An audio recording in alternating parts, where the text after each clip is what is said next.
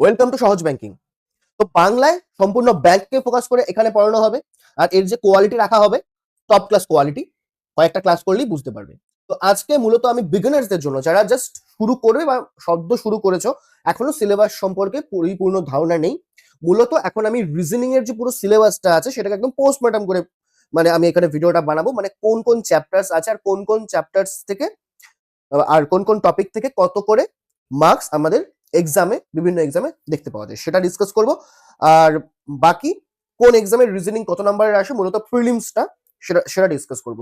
আর means সম্পর্কে আমি অন্য ভিডিওতে আলোচনা করব। তো সম্পূর্ণ ভিডিও দেখো, ফ্রুটফুল হবে। ওকে, তো রিজনিং এর যেই টপিক আমাদেরকে পড়তে হবে, সবার ফার্স্ট আমরা পড়ব, মানে আমাদেরকে পড়তে হবে মোস্ট ইজিয়েস্ট টপিক, ইনইকুয়ালিটি। খুবই সহজ। ওকে, ইনইকুয়ালিটি থেকে মোটামুটি ধরে রাখতে পারো 2 থেকে 5 নম্বরের প্রশ্ন কিন্তু আসবে।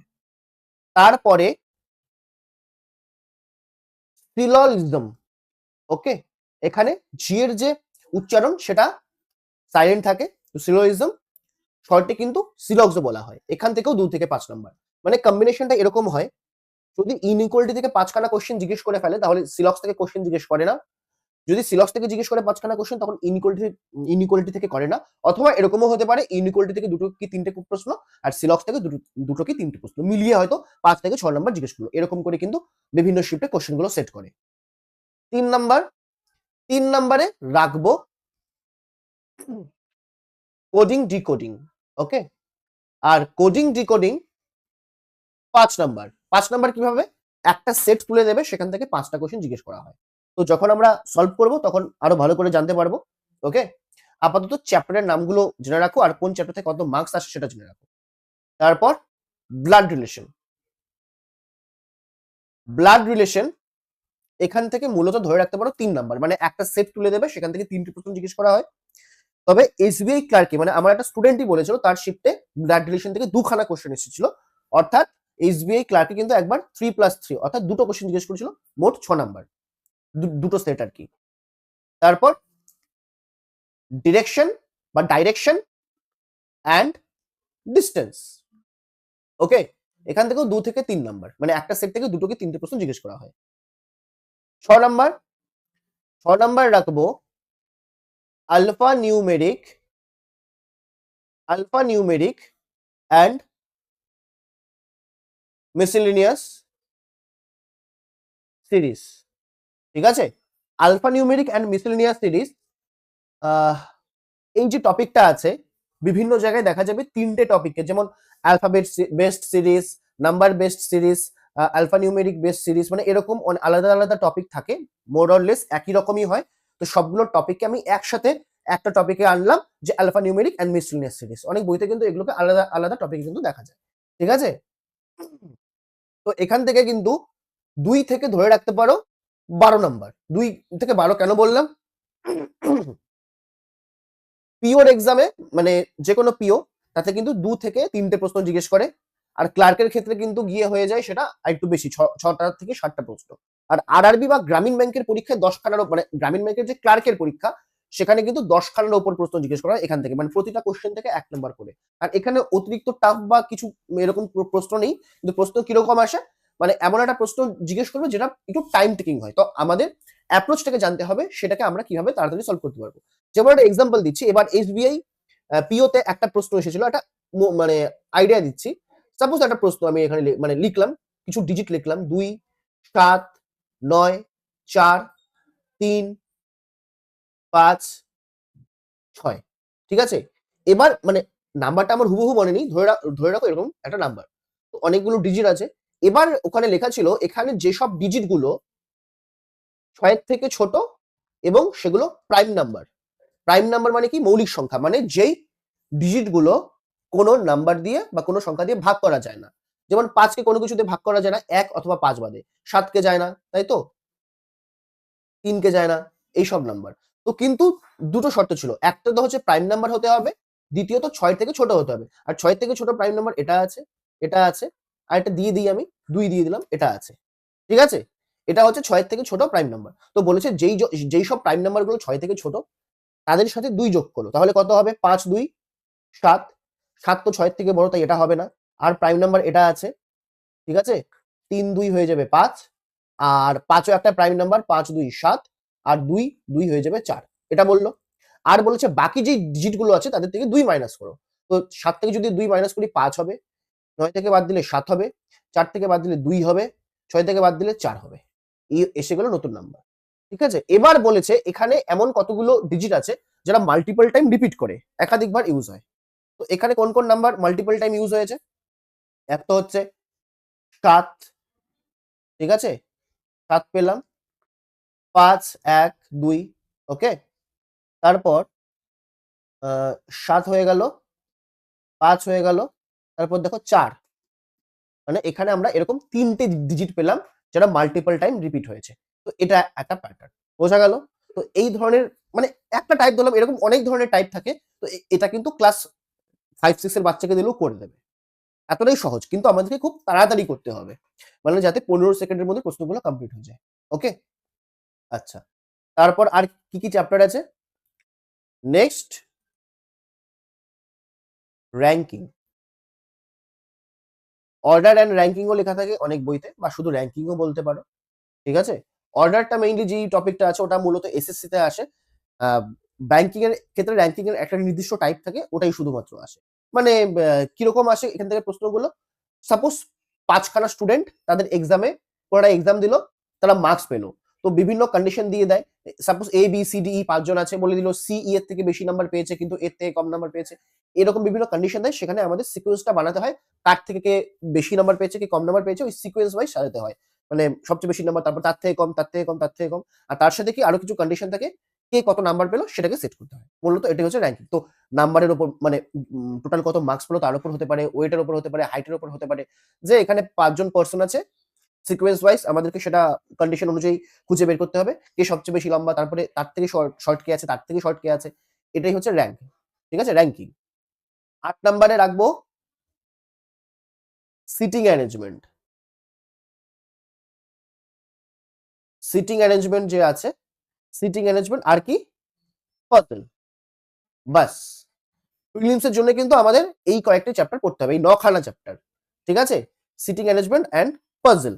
এখান থেকে আমাদের মার্কস জিজ্ঞেস করে, মানে টোটাল মার্কস আসবে 15 থেকে 25 নাম্বার ধরে রাখো। মানে পাজল আর সিটিং অ্যারেঞ্জমেন্ট এটা হচ্ছে ব্যাংকের এক্সামের মূল ওয়েটেজ।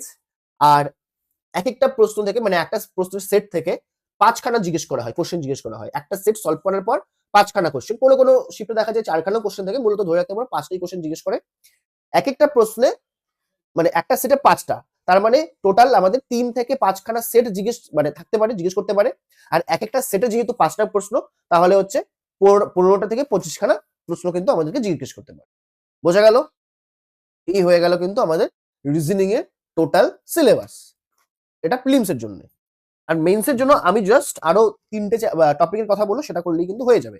এক তো মেইনসে এই যে টপিক গুলো আছে এগুলোর একটা হাই লেভেল হয়ে যাবে, যেমন ইনইকুয়ালিটি হয়ে যাবে, কোডেড ইনইকুয়ালিটি, সিলোজিজম হয়ে যাবে, রিভার্স সিলোজিজম বা কোডেড সিলোজিজম, কোডিং ডিকোডিং এর টাইপ, মানে প্যাটার্নটা অনেকটা, লেভেলটা অনেকটা হাই হয়ে যাবে।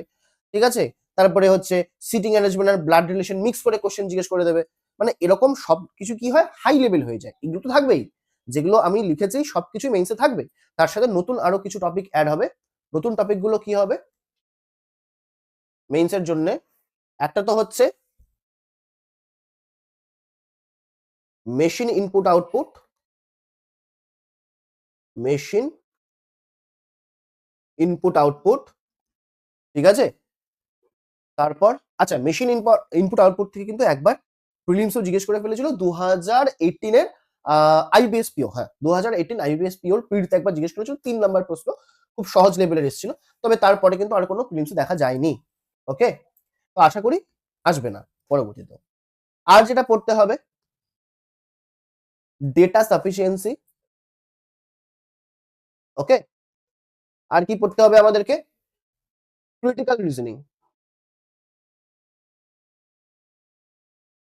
Critical reasoning. ক্রিটিক্যাল রিজনিং এর মধ্যে কিন্তু অনেকগুলো টাইপ আছে। Statement, assumption, statement, conclusion, course of action. তো ওই টাইপগুলো আমাদেরকে পড়তে হবে।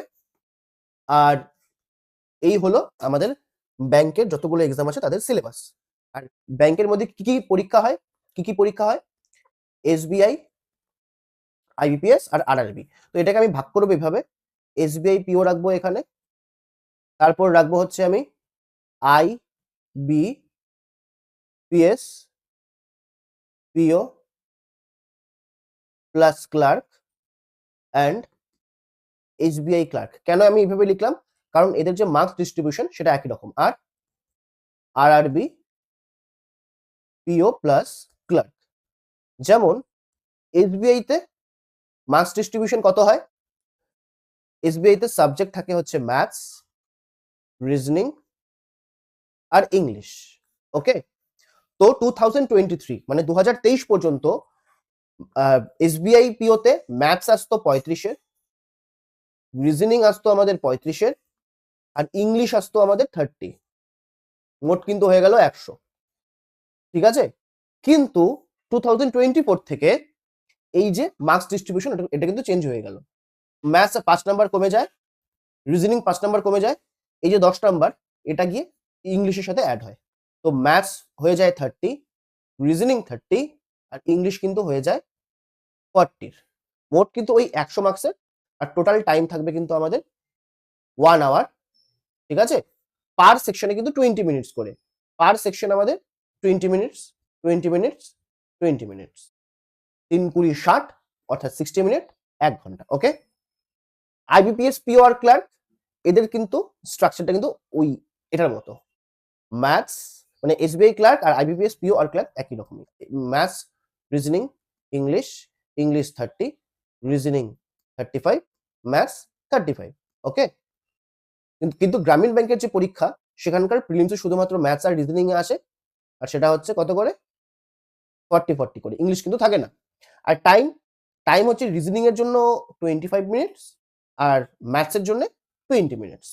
এটাই কিন্তু হচ্ছে টাইম, মোট হচ্ছে 45 মিনিটস, আর এক্সাম হয় 80 তে। এটা হচ্ছে ডিস্ট্রিবিউশন, মার্কস ডিস্ট্রিবিউশন। আর পিওর ক্ষেত্রে বলতে পারি মোটামুটি, যদি মানে আইবিপিএস পিও আর আরআরবির ক্ষেত্রে মোটামুটি বলছি, যদি 50% মার্কস রেখে মানে করে দিয়ে আসতে পারো, ধরে রাখতে পারো যে 100% প্রিলিমস কোয়ালিফাইড। আর প্রিলিমস এর নাম্বার কিন্তু মেইনসে গিয়ে অ্যাড হয় না। ওকে, অনেক এক্সাম আছে যেগুলো হচ্ছে টায়ার 1 বা প্রিলিমস এর মার্কসও কিন্তু মেইনস এর ক্ষেত্রে আমাদের অ্যাড হয়, কিন্তু ব্যাংকের ক্ষেত্রে কিন্তু এটা নেই। কেউ যদি 100তে 100 পেয়ে প্রিলিমস কোয়ালিফাই করে তার যতটুকু ভ্যালু আছে, কেউ যদি মানে কাট অফ থেকে 0.1 মার্কস বেশি পেয়ে কাট অফ ক্লিয়ার করে, সেম ভ্যালু। ওকে, তো এই হচ্ছে আমাদের সিলেবাসটা। আশা করি বুঝতে পেরেছো। স্ক্রিনশট তুলে রাখো এটা আর এটার। ঠিক আছে, স্ক্রিনশট তুলে রাখো, তাহলে বুঝতে পারবে যে কি কি আমাদের পড়তে হবে। আর পিন পয়েন্ট আমরা ওটাই পড়বো যেটা ব্যাংকের এক্সামে আসে। অন্য মাথার মধ্যে কচড়া ভরে, ঠিক আছে, বা আবর্জনা ভরে কিন্তু লাভ নেই। যেটা ব্যাংকে আসে আমরা পিন পয়েন্ট ওভাবেই পড়বো। তো ম্যাথসের সিলেবাসটাও আমি পরবর্তীতে নিয়ে আসবো। এখানে আমরা চ্যাপ্টার ওয়াইজ আর টপিক ওয়াইজ সবকিছু পড়বো। সাথে থাকো, একদম ইজি মনে হবে। রিজনিং আর ম্যাথসটাকে আমি একদম গুলিয়ে খাইয়ে দেবো। আমার অনেক স্টুডেন্টরাই ইতিমধ্যে ব্যাংকে চাকরি করছে, আমি অনেকদিন ধরে পড়িয়েছি, স্টেটে বা স্টেটের বাইরেও আমি পড়িয়েছি। ওকে, তো সাথে থাকো, আমার উপর ছেড়ে দাও, বাদ বাকি সবকিছু আমি বলে দেবো কিভাবে প্রিপারেশনটা নিতে হবে। তোমরা জাস্ট রেগুলার পড়াশোনা করে যাবে, প্র্যাকটিস করে যাবে। আর টেলিগ্রাম গ্রুপ যেটা আছে, ঠিক আছে, টেলিগ্রাম গ্রুপ জয়েন করে নেবে। ওখানে অনেক কন্টেন্ট দেওয়া থাকে মেইনস লেভেল বা প্রিলিমস লেভেলে। দুটো টেলিগ্রাম গ্রুপ, একটা আমার হিন্দি চ্যানেল আছে যেখানে আমি ব্যাংকিং এর জন্য পড়াই, নাম হচ্ছে পাজলমেটিক্স, লিংক দেওয়া আছে ডেসক্রিপশনে। আর আরেকটা সহজ কেরিয়ারের যে টেলিগ্রাম গ্রুপ, ওখানেও অ্যাড হয়ে যেতে পারো। ওকে, তো আজকে এখানেই শেষ করছি। আর তোমাদের যদি কিছু আরো এনকোয়ারিজ থাকে বা কিছু করতে চাও বা যা কিছু কমেন্ট সেকশনে বলে যেতে পারো, সেটা বুঝে নেওয়া হবে। ঠিক আছে, তো আজকে এখানেই শেষ করছি। Thank you.